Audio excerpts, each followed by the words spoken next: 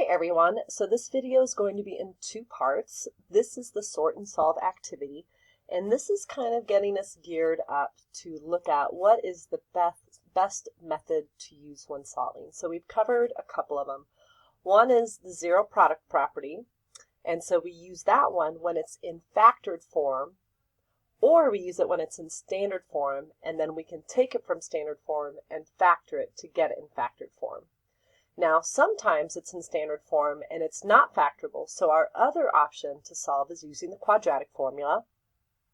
And then our final option to solve is the square root method, where we work to isolate x, and in the end we will be taking a square root because every problem we have is going to have a square root in it.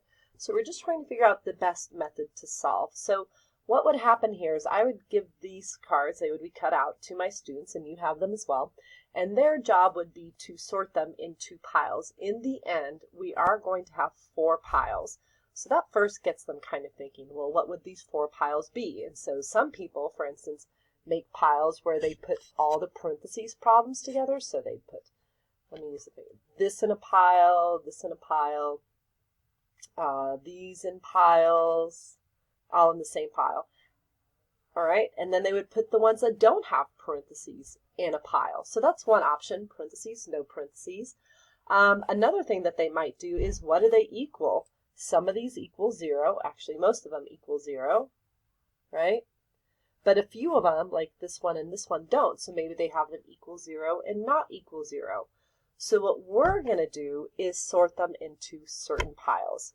So the first thing we're going to do is we're going to take these piles, because this is how we're going to be making our map, and we're just going to look at the problems, and we don't care what they equal. What we care about when we look at them is how many types of x's do they have. So for instance, if I just compare this problem and this problem has more than one type of x. It has an x squared and an x, and this problem just has an x squared. So that's how we're going to start to solve them.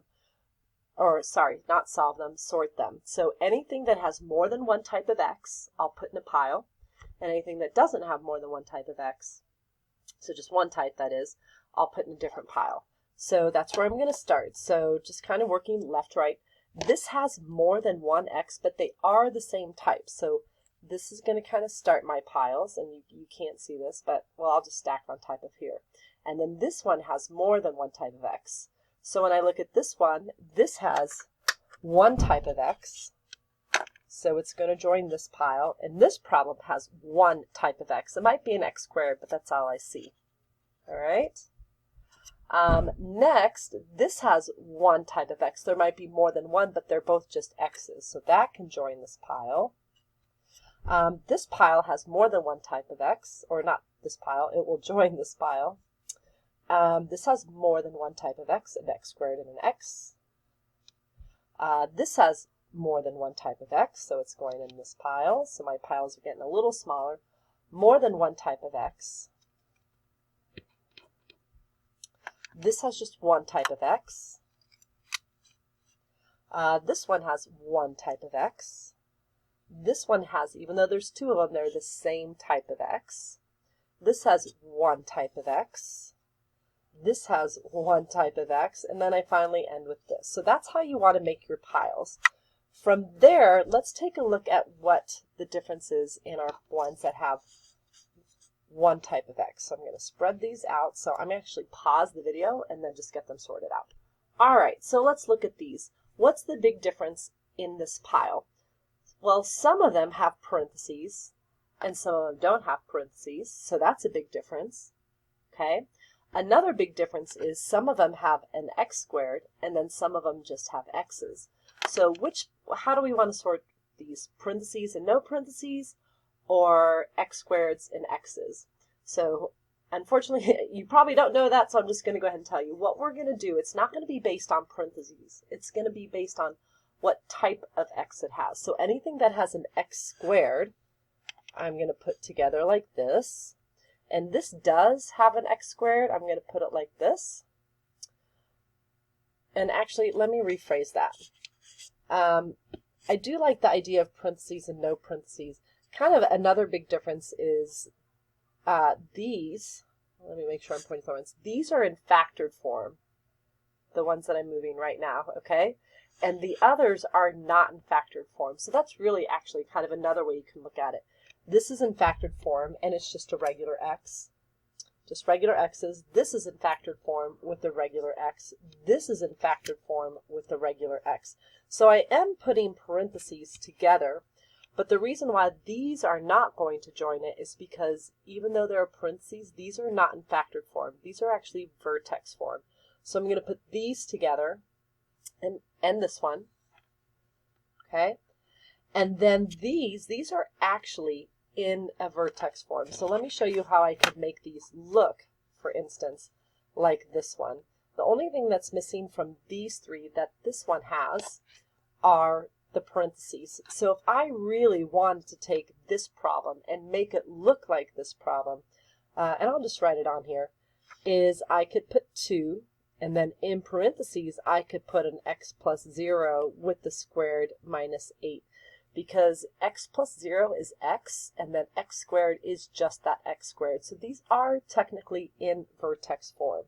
So how we separated these was vertex form versus factored form. Not necessarily parentheses and no parentheses, but the parentheses were kind of a helpful tool to get me started. So when I look at these, my one type of x's, let's just review which ones I have together.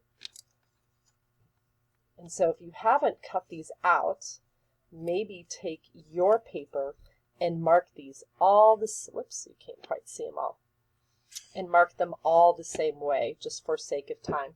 So here I have a piece of paper that has not been cut out. So any of these, I'm just going to mark maybe with a star, okay? So I'm going through and I got that one starred, just separating them out. And then I'm going to find any of these. I got this one starred. Let's see, I got this one, and I'm starring it. You just can't see me starring it right now.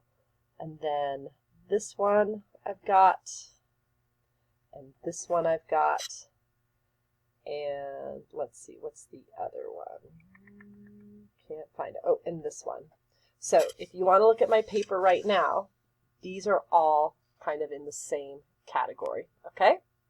Now I'm going to take a look at the other ones that were in a slightly different category. All right?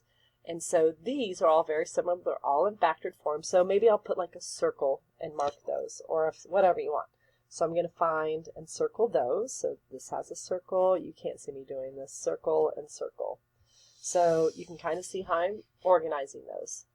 All right, so that pile is done. It's not that I don't want these problems, but I'm going to kind of work back and forth between the two. So now let's take a look at these problems and what is going to be our big difference in these problems. Because they all look really similar. A few of them look a little different. You know, these two look different, but that's okay that they don't equal 0 because I can make them look equal 0. I could add the 10 over and I could subtract the 108 over. So let me quickly do that real quick. So if I add 10 here to get rid of it, that means when I add 10 here, I'm actually going to put it with the 13 because these are like terms. And then this side becomes 0. And then in standard form, I'll have 2x squared minus 7x.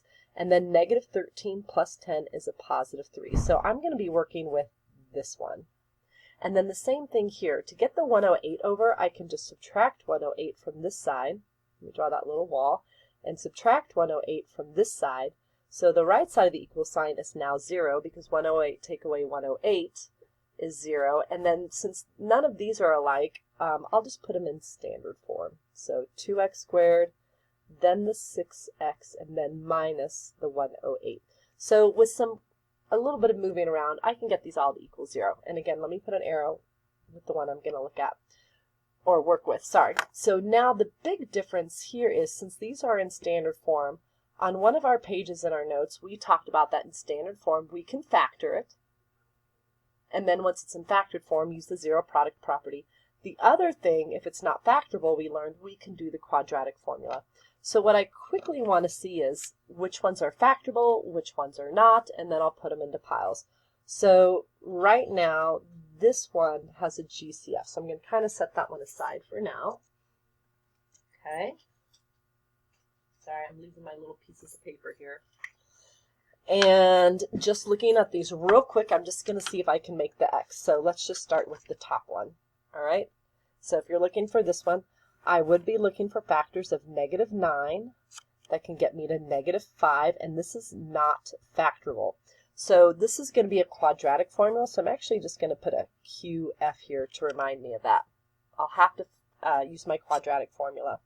And as I do that, I'm going to mark them on my piece of paper that I have not done anything with. So it's just a matter of me locating that one on here. All right, so I found it. All right, this one, let's check out this one now. So are there factors of -8 that get me to 7x?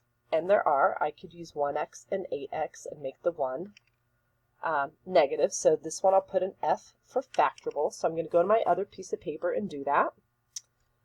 Okay. And maybe I can keep little piles here.